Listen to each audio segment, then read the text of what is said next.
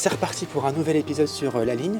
Donc là on est devant mon espace de coworking et j'ai la chance aujourd'hui d'aller rencontrer Vincent qui est un de mes colocs du temps de cowork, alors qui est directeur artistique digital. Donc voilà, on va découvrir son métier. J'avoue que moi quand j'entends ce nom de métier, j'ai l'impression que c'est un peu flou, donc c'est l'occasion justement d'enlever ce voile qu'il y a sur ce métier-là. Donc on va prendre le temps de le rencontrer. Et d'ailleurs, il est juste là. Bonjour. Alors voilà. je suis que coloc de coworking, bien même sûr, pas un peu copain. C'est aussi un copain. Il m'a gentiment accueilli sympathiquement quand je suis arrivé. Donc là on rentre dans notre coworking qui, vous l'avez peut-être remarqué, est une ancienne chapelle aujourd'hui désacralisée. Alors donc on se prend un petit café qu'on va siroter tranquillement dehors au soleil et j'en profite pour creuser un peu plus sur la définition de son métier.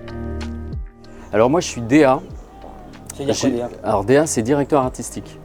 Donc l'idée c'est je réalise tout ce qui est création digitale et aussi print en ce moment pour des groupes avec lesquels je travaille, qui ont des besoins de support de communication. En fait dans ma tête j'ai genre directeur commercial, bon, tu gères le commercial. Ouais. Directeur marketing, bon, tu gères le marketing. Directeur artistique, qu'est-ce que ça veut dire ?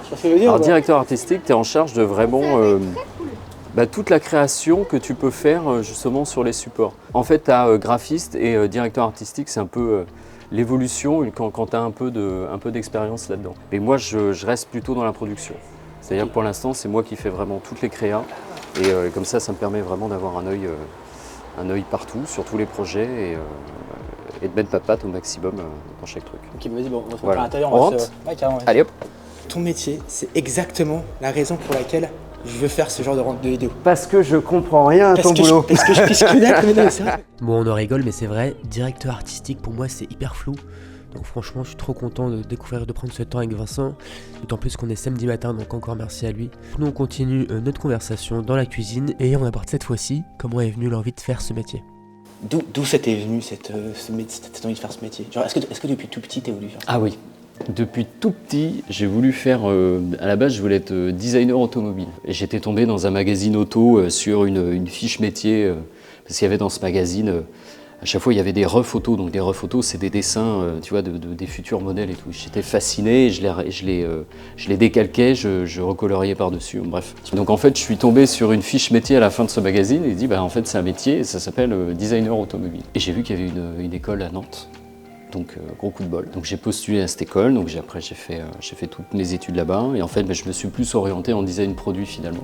J'avais essayé de postuler dans une école en design auto, mais vu que j'avais commencé à faire tout le parcours design produit, j'avais des lacunes en dessin là-dessus, donc c'est resté un petit peu dans un coin de ma tête. Mais en fait au fur et à mesure, j'ai aussi pendant les études complètement appris à kiffer mon métier de designer produit. Et est-ce que pour toi, il faut être bon dessinateur pour être bon directeur artistique ? En fait, tout dépend l'outil avec lequel tu es le plus à l'aise. Si ton outil c'est Illustrator et que tu le maîtrises et que tout de suite tu arrives à sortir ce que tu as en tête et produire justement quelque chose, c'est ok, tu n'es pas obligé forcément de passer par le dessin. Enfin, moi en tout cas, je garde le dessin comme approche sensible encore de mon métier. C'est-à-dire que j'ai besoin encore de dessiner, même si c'est pas obligatoire et que j'irai forcément plus vite à passer sur Illustrator, mais j'ai cette relation au dessin est pour moi dans mon métier encore essentielle. Même si, voilà, c'est plus une composante principale, mais c'est quelque chose d'important. Ouais. Tu dessinais beaucoup quand tu étais petit ?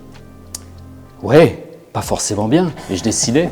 Comme tout enfant en fait. C'est une sorte de médium presque instinctif pour les enfants, donc que toi t'acquiers quand t'es petit pour justement exprimer un petit peu ce que t'as en tête. Et ça c'est hyper cool.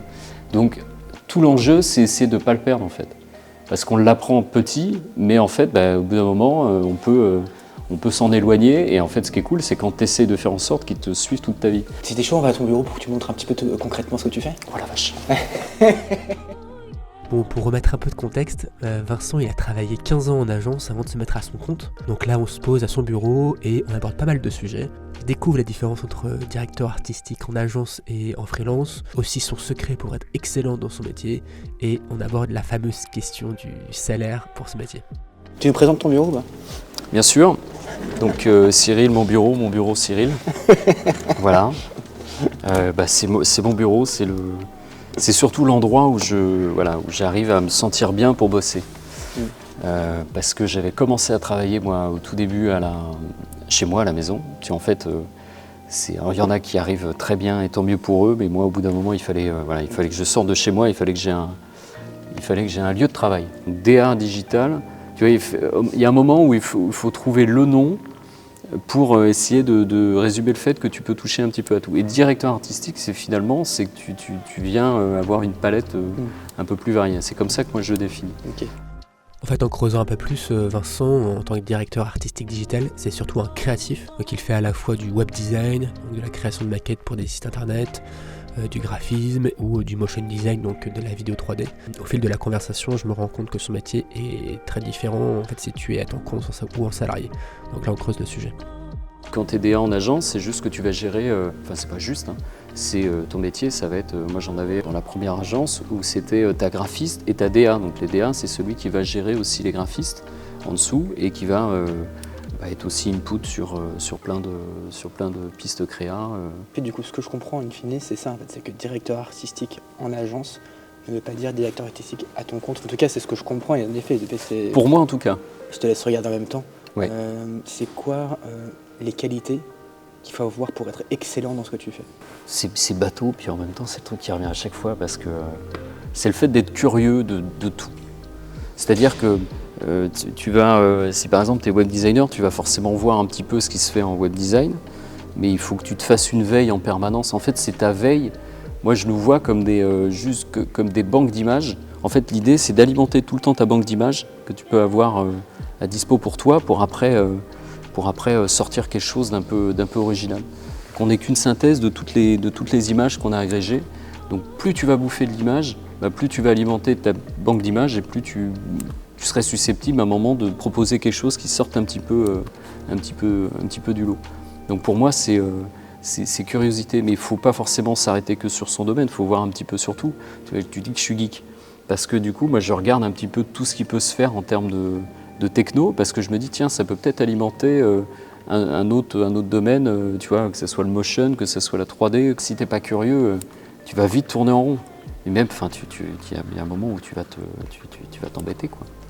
Tu dis que la créativité, elle arrive le matin, le midi, le soir, je sais pas quand, tu ne contrôles pas tout. Oui. Est-ce que tu as un process pour justement stimuler cette créativité-là, tu vois, ou pour la travailler, tu vois? Là, en ce moment, j'utilise un truc tout bête qui est sur mon navigateur web qui s'appelle Musli.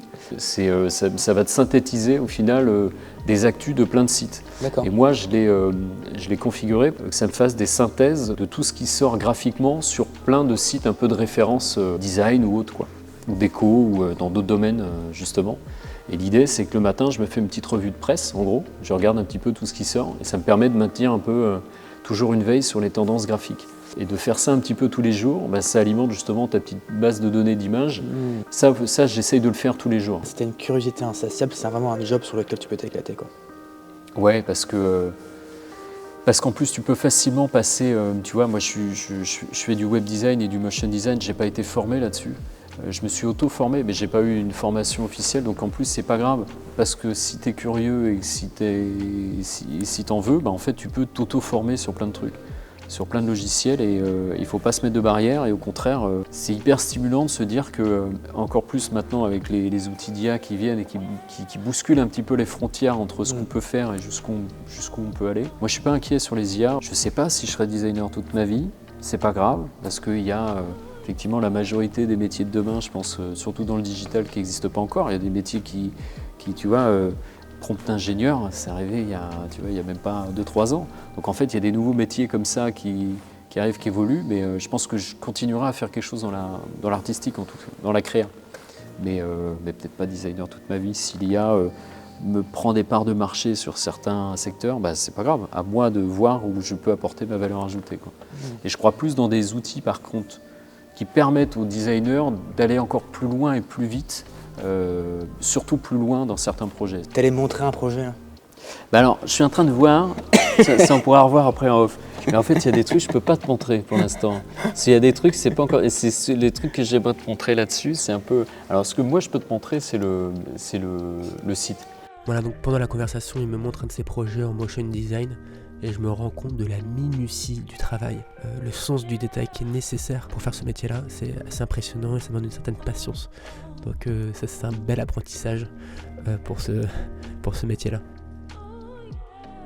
Tu m'as dit que tu t'es formé sur YouTube, enfin, ou je sais pas, comment tu utilises Ouais, plutôt sur, format. essentiellement, c'est vrai qu'il y a YouTube. YouTube, ça a été... en fait, il faut trouver les bons gars parce que tu peux vite perdre beaucoup de temps sur YouTube. Ouais. Mais T'as des petites recos de mecs à suivre? Ou sur ou plein, personnes à faire? j'en ai plein dans plein de domaines, mais si j'en avais un à citer, Mika Joule. Bon bah comme souvent, YouTube c'est toujours une sacrée source de formation. Du coup je vous mets là les principaux comptes que Vincent suit, si jamais vous êtes intéressé. De notre côté, on continue notre conversation et on aborde le sujet du salaire. En agence, généralement, moi j'avais dû commencer en sortie d'études à 1004-1005. Ok. Et après en sortie... Sachant qu'elle avait fait un bac, là c'est bac Un master. Donc c'est bac plus. Hein, j'avais fait un master.